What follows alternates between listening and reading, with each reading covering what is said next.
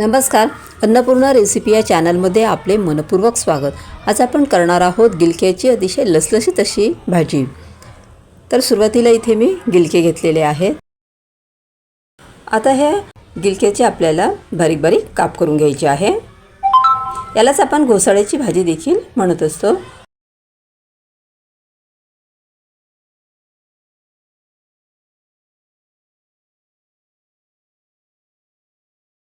शेंगदाण्याचं कूट न टाकता देखील आपण एकदम छान अशी भाजी करणार आहोत।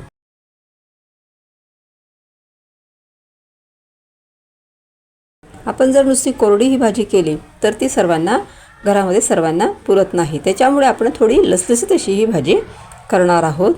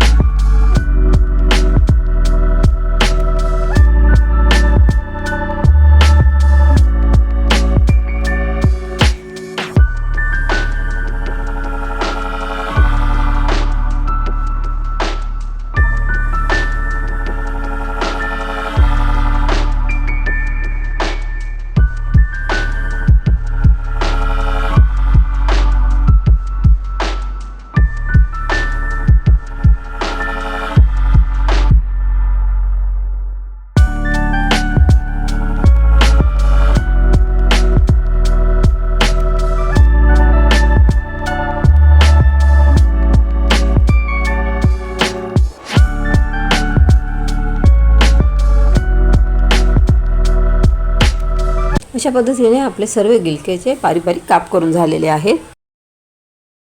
आता आपण हे गिलक्याचे जे काप आहेत ते छान धुवून टाकायचे आहेत। दोनदा पाणी घेऊन मस्त धुवून टाकायची भाजी।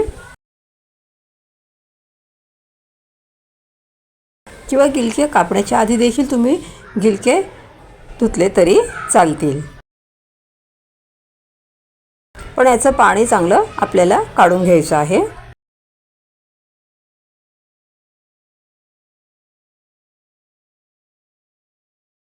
त्यानंतर इथे मी गॅसवरती कढई ठेवलेली आहे। त्यात थोडे तेल टाकलेले आहे।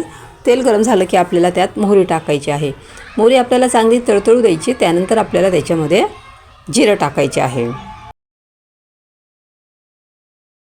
जिरं पण चांगले तळतळू द्यायचे आणि त्यानंतर आपल्याला लसणाचे जे बारीक बारीक आपण काप केलेले आहेत ते काप त्याच्यामध्ये टाकायचे आहेत। आणि थोडंसं हिंग टाकायचं आहे त्याच्यामध्ये। आणि 1.5 चमचा मी यामध्ये धना पावडर टाकलेली आहे। पाव चमचा हळद टाकलेली आहे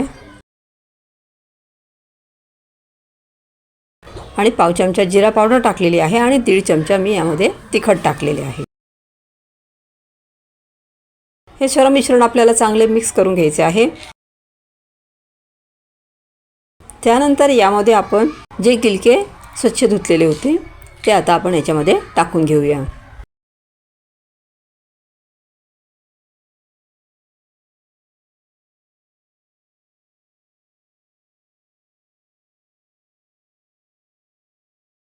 हे सर्व मिश्रण आपल्याला चांगले मिक्स करून घ्यायचे आहे। गिलक्याच्या भाजीलाही पाणी सुटत असते, त्याच्यामुळे जर आपल्याला कोरडी करायची असेल तर त्यात पाणी टाकायची गरज भासत नाही। पण आपल्याला भाजी लसलसीत करायची आहे, त्यामुळे आपण त्याच्यामध्ये पाणी टाकणार आहोत। जास्तही पाणी टाकायचे नाही आहे, थोडेफार आपल्याला त्याच्यामध्ये पाणी टाकायचे आहे आणि चवीनुसार मीठ टाकायचे आहे।